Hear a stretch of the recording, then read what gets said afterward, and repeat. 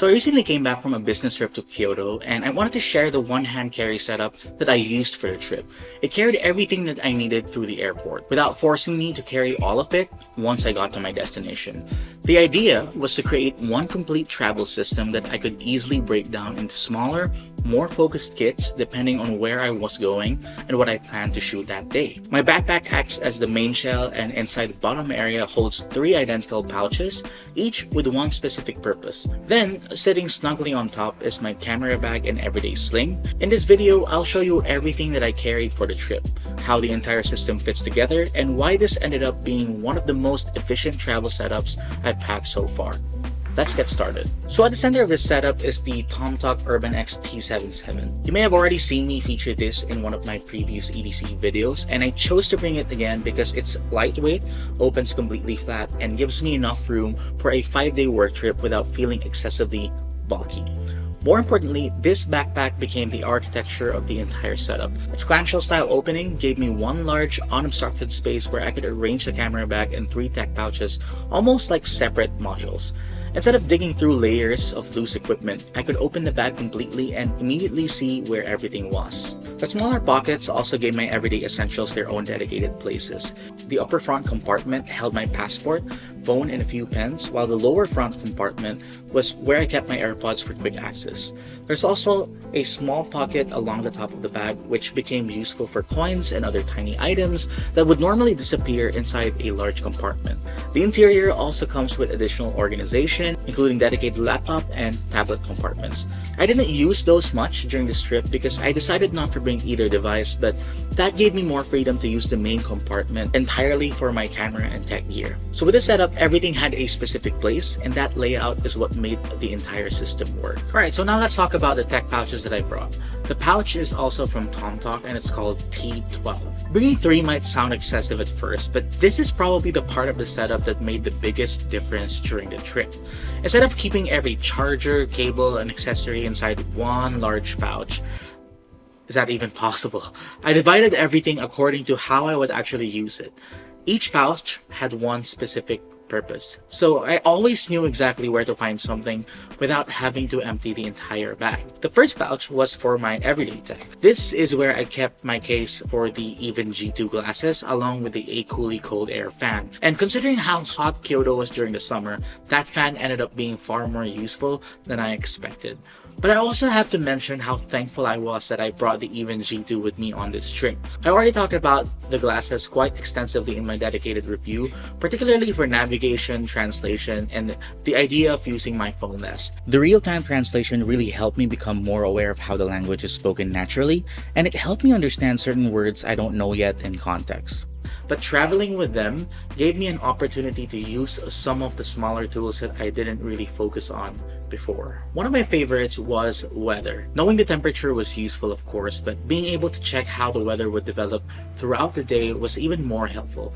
Kyoto was extremely hot when we visited, so knowing when temperatures were expected to peak helped us plan when to go outside, when to take a break, and when it made more sense to stay indoors for a while. The information I get from this pair of glasses. I also used simple notes quite a lot. Before heading out, I saved a few easy Japanese phrases and commuting references that I knew I might need. Things like asking where an exit, platform, or bus stop was. Instead of pulling out my phone and searching through my notes every time I forgot something, I could quickly reference them through these glasses. And then there's Quick List, which became almost like my travel checklist. I used it to remember things like confirming bus stations and train stops, checking in early, exchanging currency, and even keeping a running list of destinations we still wanted to visit. None of these are necessarily huge features on their own, but together they removed a surprising number of those little moments where I would normally reach for my phone, unlock it, find an app, check something, and put it away again. And I think that's where the G2 made the most sense for me as a travel companion. It was simply keeping the small pieces of information I needed throughout the day closer to me while letting me pay more attention to Kyoto itself. If you want to see my full review of the Even G2 and some of its bigger features, I linked the video up here. Next is my charging kit. Inside, I kept the Hitachi travel charger, which gives me 4 USB-C ports from a single wall outlet. This became the main charging station in the hotel for my phone, cameras, and the rest of my everyday tech. I paired it with the Alumu M07 USB-C cables.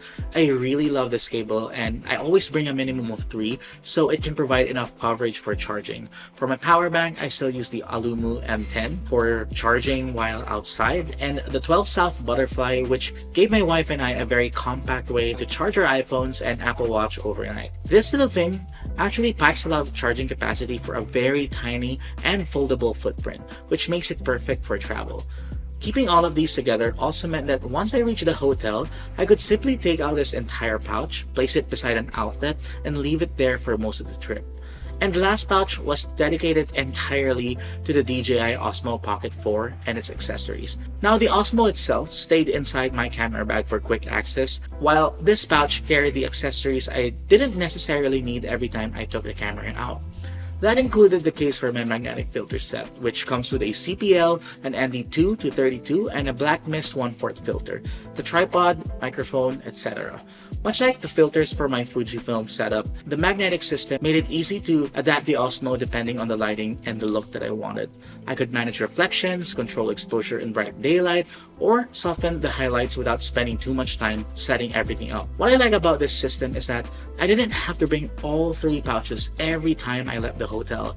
If I was going out primarily for photography, I could leave the charging kit and most of the tech behind and simply take the camera bag. If I planned to shoot more video, I could add the Osmo accessory pouch. And if I knew I'd be outside for most of the day like I did when we went to Arashiyama, I could bring the whole backpack and leave my charging pouch at the hotel. The backpack carried the complete system through the airport, but once I arrived, I could reduce it to only what I needed for that particular day. And for me, that's what made this setup efficient. It wasn't just about fitting everything into one bag, it was also about being able to leave most of it behind and having the freedom to decide which ones I'll bring depending on where I'm going and how long I'll be gone. Sitting on top of the 3 tech pouches is the large weekend camera bag from Tomtoc.io. It fits nicely inside a Tomtoc backpack. It's snug, but not too snug, so I can easily pull it out whenever I need it. Now, during transit, it functions almost like a removable camera compartment. But once I arrived in Kyoto, it became my dedicated bag for photography walks. Objects.io is a Japanese brand, and you can really see that design sensibility in this bag. Instead of looking like the usual tactical camera pack, it has a much cleaner and more refined silhouette that blends naturally with the rest of what I'm wearing. Mine comes in this beautiful taupe colorway with a leather finish that feels incredibly smooth to the touch. Even the locking mechanism stands out. It uses a metal buckle that feels secure and adds a subtle industrial detail against a softer leather body. Now, opening the bag, there's a divider running through the middle, along with a small cutout intended for an additional lens. You also get 2 zippered pockets, which are where I usually keep my phone and wallet whenever I'm carrying the bag on its own. Inside the main compartment is my Fujifilm X-T30 III paired with the 16-80 f4. For this particular trip, this was honestly the perfect combination for travel photography. The camera body is compact and light enough to carry for an entire day, while the 16-80 gives me enough range to photograph architecture, wider street scenes, smaller details, and more compressed compositions without constantly changing lenses. I also brought the k&fconcept magnetic filter set, which includes a CPL, an ND2 to 32, and a 1/4 black mist filter. The magnetic system made it especially practical for travel because I could quickly switch filters depending on the scene. The CPL helped manage reflection and bring out more definition in the sky. The variable ND gave me more control in brighter conditions, and the black mist softened highlights whenever I wanted a slightly more atmospheric look. It gave me more creative flexibility without requiring me to carry a bulky collection of filters or spend too much time threading them onto the lens. The smaller lens compartment also ended up being the perfect place for my DJI Osmo Pocket 4.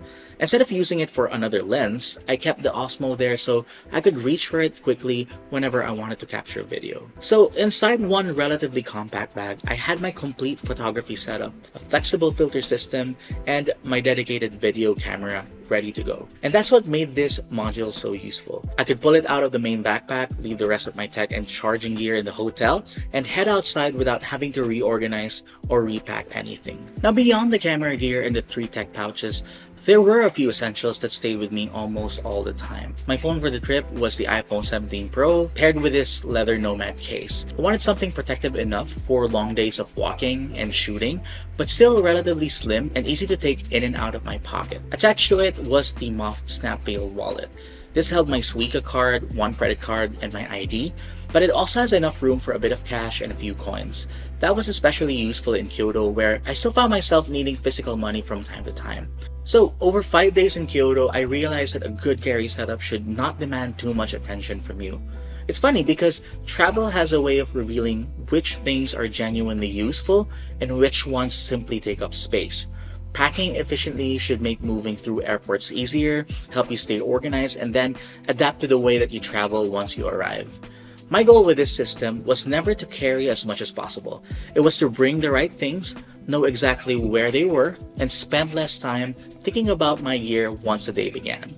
For me, that meant being prepared for work while still having the freedom to walk around Kyoto, take photographs, and experience the city without feeling weighed down by everything that I brought. And I think that's when an everyday carry setup works best, when the objects support the experience without becoming the experience itself.